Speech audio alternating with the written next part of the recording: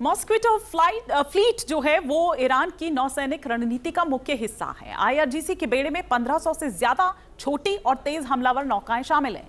इन छोटी नौकाओं का वजन 10 टन से भी कम है। नजदीकी हमले के लिए ये बोट्स रॉकेट लॉन्चर और मशीन गन का इस्तेमाल करती हैं, जो इन्हें अत्यंत घातक बना देते हैं। इसीलिए अमेरिका भी हॉर्मुज़ स्ट्रेट में ईरान के असिमेट्रिक वॉरफेयर को समझता है। उसे आईआरजीसी की मॉस्क्विटो फ्लीट के खतरे का आभास भी है, इसीलिए वो इस क्षेत्र में अपनी कीमती एयरक्राफ्ट कैरियर या डिस्ट्रॉयर्स को उतारने का जोखिम नहीं उठा रहा।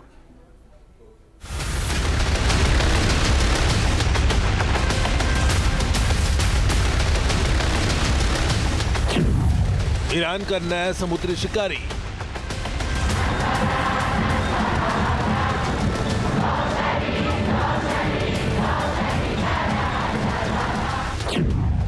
समंदर में विनाशक जंग की तैयारी।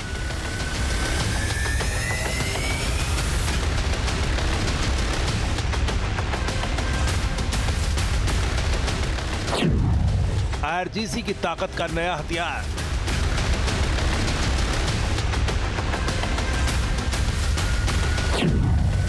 अमेरिका की नाकाबंदी को करेगा तार-तार।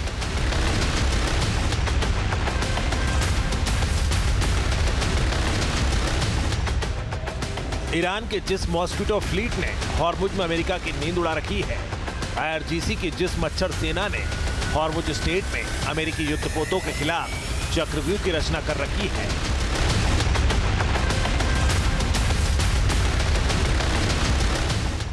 उस मॉस्क्विटो फ्लीट को ईरान लगातार शक्तिशाली बनाने में लगा है। फारस की खाड़ी से लेकर ओमान सागर तक कहर बरपाने वाली ईरान की स्पीड बोट्स के जखीरे में आईआरजीसी ने इजाफा किया है। हॉर्मुज स्टेट में अपनी ताकत बढ़ाने के लिए ईरान ने नई स्पीड बोट लॉन्च की है। तेहरान की सड़कों पर इस स्पीड बोट का प्रदर्शन किया गया है, जिसकी गवाही ये तस्वीरें दे रही हैं। ये तेहरान का इंकलाब स्क्वायर है। यहाँ हजारों लोगों की भीड़ के बीच आईआरजीसी ने अपनी नई स्पीड बोट्स की झलक दिखाई है।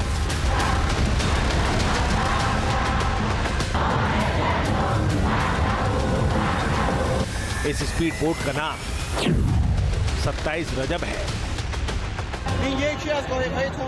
ईरान का शक्ति प्रदर्शन ये आईआरजीसी की नौसेना से जुड़ी स्पीड बोटों में से एक है, जिसे रेवोल्यूशन स्क्वायर में प्रदर्शन के लिए रखा गया है।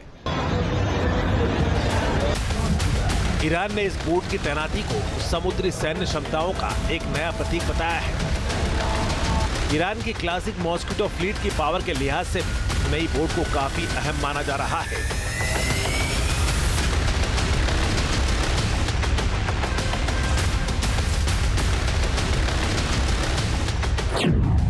पेकअप क्लास की speed boat anti ship missile Nasr 1 से लैस है। 700 किलोमीटर की मारक क्षमता वाली 2 क्रूज मिसाइलों को ले जाने में सक्षम है। ये हमलावर बोट 185 किलोमीटर प्रति घंटे की तेज रफ्तार पकड़ सकती है और ये 3 मीटर ऊंची लहरों का सामना बड़ी आसानी से कर सकती है। ऐसे में 27 रजब जैसी घातक बोट्स के आने से ईरान की समुद्री रणनीति और मजबूत हुई है।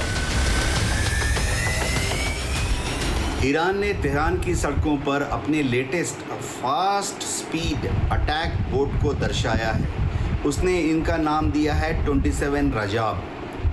ये जो बोट्स हैं, ईरान दावा करता है वह समुंदर के ऊपर 100 नॉट्स की स्पीड से अग्रसर हो सकती हैं और अगर पानी समुंदर का 3-3 मीटर ऊंचा वेव है उसको भी नेगोशिएट कर सकती हैं।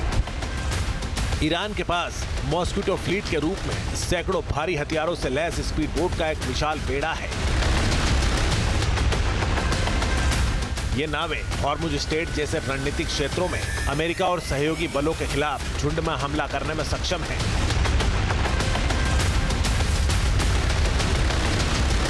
आईआरजीसी ने फारस की खाड़ी और हॉर्मुज स्टेट में 100 से ज्यादा छोटी तेज नौकाओं का जाल बिछा रखा है। आकार में छोटी होने के बावजूद ये बेहद घातक है। इन स्पीड बोट्स पर एंटी शिप क्रूज मिसाइलें, भारी मशीन गन और रॉकेट लॉन्चर फिट होते हैं।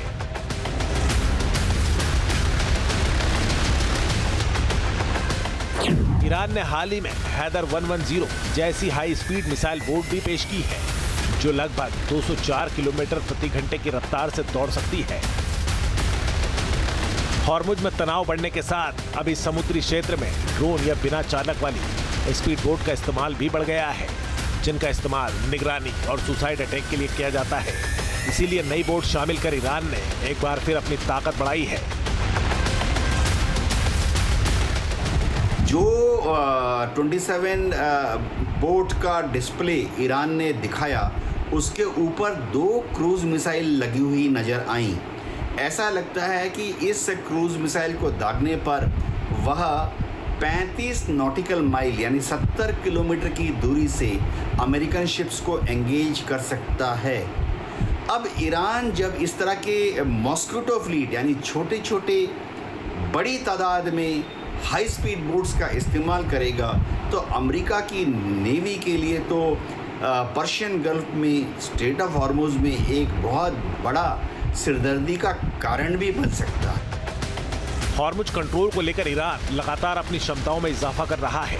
इसे लेकर एक बार फिर सख्त चेतावनी भी दी गई है। ईरान ने साफ किया है कि किसी भी जहाज को इस अहम समुद्री गलियारे में शिपिंग प्रोटोकॉल का पालन करना होगा, नहीं तो उन्हें इसके गंभीर नतीजे भुगतने पड़ सकते हैं। खत्म अल अनबिया सेंट्रल हेडक्वार्टर ने कहा है कि स्टेट ऑफ हॉर्मुज का management Islamic Republic of Iran की आर्म्ड फोर्स पूरे अधिकार के साथ करती है। मिलिट्री कमांड ने इस बात पर जोर दिया कि सभी जहाजों, कमर्शियल जहाजों और टैंकरों को सिर्फ तय रास्तों से ही सफर करना होगा और IRGC नेवी से इजाजत लेनी होगी। इन नियमों का कोई भी उल्लंघन उनके ट्रैफिक की सुरक्षा को गंभीर रूप से खतरे में डाल देगा। तेहरान ने इस इलाके में तैनात इंटरनेशनल नेवी की टुकड़ियों को भी चेतावनी दी है और कहा है कि शिपिंग एडमिनिस्ट्रेशन या जहाजों के ट्रैफिक में कोई भी रुकावट आने पर तुरंत जवाबी कार्रवाई शुरू हो जाएगी। ये चेतावनी ऐसे समय में आई है जब कतर ने हॉर्मुज स्ट्रेट को पार करने वाले जहाजों पर किसी भी तरह की परमानेंट समुद्री लेवी लगाने के खिलाफ अपना रुख दोहराया है। यानी स्टेट ऑफ हॉर्मुज पूरी तरह जंग का अखाड़ा बना हुआ है। ऐसे में छोटा सा संघर्ष भी बड़ी जंग में तब्दील हो सकता है। इसी खतरे के मद्देनजर ईरान लगातार हॉर्मुज स्ट्रेट में अपनी ताकत बढ़ा रहा है ताकि अमेरिका को समुद्री जंग में शिकस्त दे सके। T news nation.